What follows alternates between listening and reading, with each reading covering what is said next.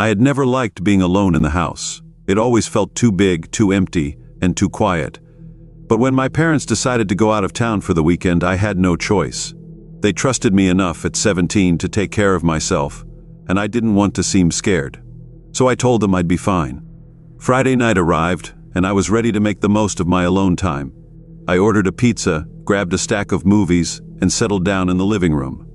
The TV flickered, filling the room with voices and laughter, and I felt comfortable, at least for a little while.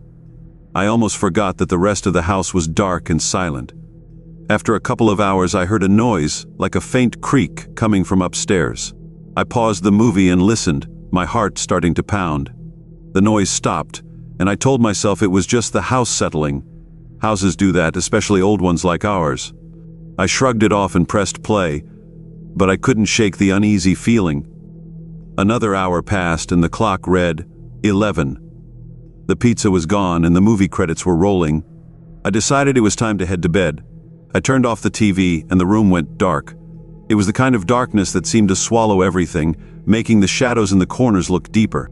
I picked up my phone and used its flashlight to make my way up the stairs. The light cut through the darkness, showing only what was directly in front of me.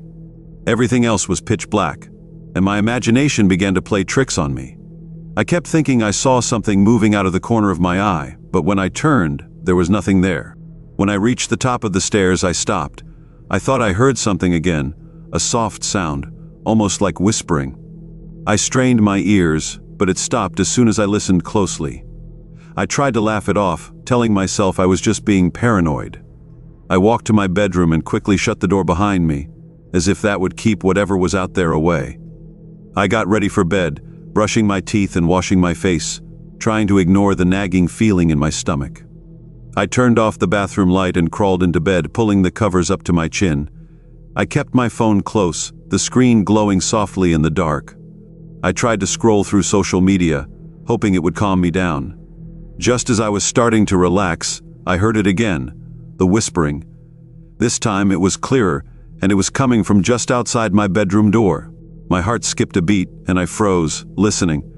It sounded like a voice, low and soft, but I couldn't make out any words. I sat up in bed, my breath caught in my throat. The whispering stopped, and everything was silent again. I stared at the door, half expecting it to open on its own. My hand shook as I reached for my phone and turned on the flashlight. Slowly, I got out of bed and walked to the door. My heart was pounding so hard I could feel it in my ears. I held my breath and listened again, but there was nothing. I placed my hand on the doorknob, hesitating. Part of me wanted to open it, just to prove to myself that nothing was there. But the other part of me was too scared to find out. I took a deep breath and turned the knob, pulling the door open just a crack. I shone the flashlight into the hallway, the light cutting through the darkness. It was empty. I let out a sigh of relief, feeling a little foolish for getting so scared. But then, just as I was about to close the door, I saw something, a shadow moving at the end of the hallway. It was quick, like someone ducking out of sight. My blood ran cold, and I slammed the door shut, locking it. I backed away, my hands trembling.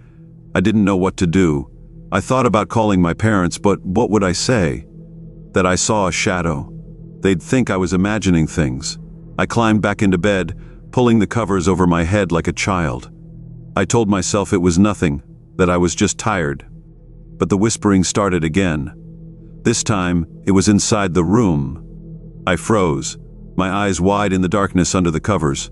The voice was soft, almost gentle, but there was something wrong about it. It was too close, as if someone was standing right next to my bed. I could hear the words now, but they didn't make sense. It was like a chant, repeated over and over. I couldn't move. I couldn't breathe.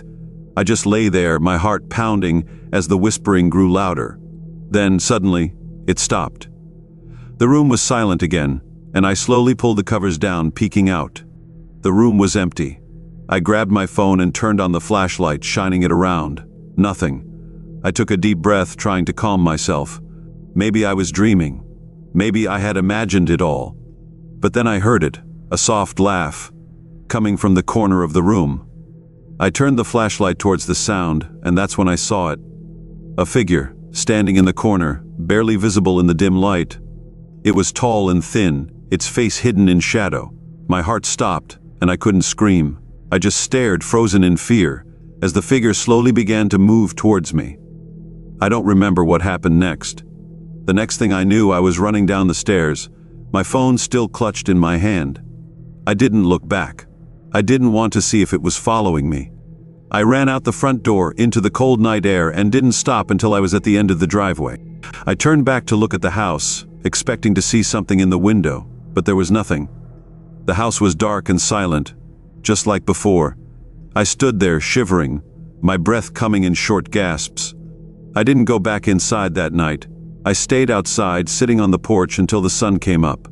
Only then did I feel brave enough to go back in. The house was empty, just as I had left it.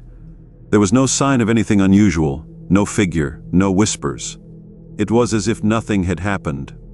But I knew what I had seen, I knew what I had heard, and even now I can't shake the feeling that something is still there, hiding in the shadows, waiting for the next time I'm alone. But I knew what I had seen, I knew what I had heard, and even now I can't shake the feeling that something is still there, hiding in the shadows, waiting for the next time I'm alone. But I knew what I had seen, I knew what I had heard, and even now I can't shake the feeling that something is still there, hiding in the shadows. The house felt different when I was alone. The usual comforting noises, the hum of the refrigerator, the ticking of the old clock in the hallway seemed louder. The creaks of the wooden floor and the rustling of the wind against the windows made the house feel alive, almost like it was watching me. I settled on the couch with a bowl of popcorn and began watching a horror movie. It was one of those movies about a haunted house where strange things happen in the middle of the night. As the characters in the movie walked through their dark, creaky house, I couldn't help but notice the similarities to my own. I tried to laugh it off, reminding myself it was just a movie. Still, I couldn't shake the eerie feeling that settled over me. It was around 10:30 when I heard the first sound, a loud knock on the front door. I paused the movie, my heart skipping a beat. I wasn't expecting anyone, and it was strange for someone to knock this late. I waited, listening, hoping I had imagined it. But then it came again, 3 slow, deliberate knocks. I got up, my hands trembling slightly, and walked towards the door. I glanced through the peephole, but there was no one there. The porch light was on, illuminating the front steps, but the space was empty. I hesitated, wondering if I should open the door. Finally, I decided against it and locked the deadbolt, just in case. I went back to the couch, trying to convince myself it was probably just a prank. Kids in the neighborhood were known to mess around sometimes. I pressed play on the remote, but I couldn't focus on the movie anymore. My eyes kept darting to the window, half expecting to see a face staring back at me. 15 minutes later, my phone buzzed. It was a text message from an unknown number. My heart sank as I read it. "Why didn't you open the door?" A chill ran down my spine. I looked around, feeling a wave of fear wash over me. How did this person know I hadn't opened the door? My hands shook as I typed a reply. "Who is this?" There was no answer. I waited, staring at my phone, but nothing came. I tried to tell myself it was still a prank, maybe someone from school trying to scare me. I took a deep breath, deciding to ignore it, and turned the movie off. I wasn't in the mood for horror anymore. I decided to go upstairs to my room, where I felt safer. I double-checked the locks on the front and back doors before heading up, making sure everything was secure. When I reached my bedroom, I closed the door and locked it behind me. I felt a little better knowing I had put some distance between myself and whatever was outside. I tried to distract myself by scrolling through social media, but the uneasy feeling wouldn't go away. Every little noise made me jump. The wind outside, the creak of the house settling. I kept glancing at my phone, half expecting another message. And then, just as I started to relax, it came. "I can see you." My breath caught in my throat. I looked around the room, my eyes wide. The curtains were drawn and the door was locked. There was no way anyone could see me. I typed back quickly, my fingers almost slipping off the keys. "Who are you? What do you want?" No response. I stood up, feeling panic welling up inside me. I checked the window, pulling the curtain aside just enough to peek out. The yard was empty, the street beyond quiet. I dropped the curtain and backed away, my heart pounding. Suddenly, I heard a noise, a soft tapping, like fingers against glass. I turned slowly, my eyes going to the window. The tapping continued, steady and deliberate. I took a step closer, my legs feeling like they were made of lead. When I reached the window, I pulled the curtain aside, and my heart nearly stopped. There was a face, pale and expressionless, staring at me through the glass. It was a man, his eyes dark and empty, his lips curled into a small, chilling smile. I screamed, stumbling backward, tripping over my own feet. My phone slipped from my hand and hit the floor with a thud. The tapping stopped, and when I looked back at the window, the man was gone. I scrambled to my feet, grabbing my phone, and ran out of my room. I didn't stop until I was downstairs, my hands shaking so badly I could barely dial. The operator answered, and I tried to explain what was happening, my voice trembling. They told me to stay on the line and that they were sending someone over. I nodded, even though they couldn't see me, and backed into the corner of the living room, my eyes on the front door. It felt like hours before I saw the flashing red and blue lights outside. I ran to the door, unlocking it and throwing it open. 2 police officers stood on the porch, and I practically fell into their arms, relief washing over me. They searched the house and the yard, but they didn't find anyone. There was no sign of forced entry, no footprints, nothing. It was as if the man had never been there at all. One of the officers stayed with me until my parents came home, and I could see the worry in their eyes when they arrived. They hugged me tightly, promising me that I was safe. But even now, I don't feel safe. I still get messages sometimes, from that same unknown number. They're always simple, always chilling. I'm still here. I don't know who he is or what he wants, but I know one thing: he's not going away. And every time I'm alone, I can't help but feel like he's watching, waiting for the next time I make the mistake of looking out the window. I don't know who he is or what he wants, but I know one thing: he's not going away. And every time I'm alone, I can't help but feel like he's watching, waiting for the next time I make the mistake of looking out the window. Everything was fine at first. I sat in the living room, a bowl of chips on my lap, watching my favorite show. The house was quiet except for the sound of the TV, and I felt relaxed. But then I heard something, a soft thud coming from upstairs. I paused the TV, my heart starting to beat faster. I listened carefully, but there was only silence. I told myself it was nothing, probably just the wind or the house settling. I pressed play and tried to focus on the show again. A few minutes later I heard it again. This time, it was louder, like something heavy had fallen. I stood up, my hands feeling a little shaky. I looked towards the stairs, but everything was dark. I didn't want to go up there, but I also couldn't ignore it. Slowly, I made my way up the stairs, each step creaking under my weight. I reached the top and looked around. The hallway was empty, and all the doors were closed. I walked towards my parents' room, where I thought the noise had come from. I put my hand on the doorknob, hesitating for a moment before opening it. The room was dark, and I reached for the light switch, flicking it on. The room looked normal, nothing out of place, nothing on the floor. I let out a breath I didn't realize I had been holding. But then, I heard another noise. This time, it was coming from my room. It sounded like something scratching against the door. My heart skipped a beat, and I turned to look down the hallway. The door to my room was closed, but I could see the handle moving, like someone was trying to open it.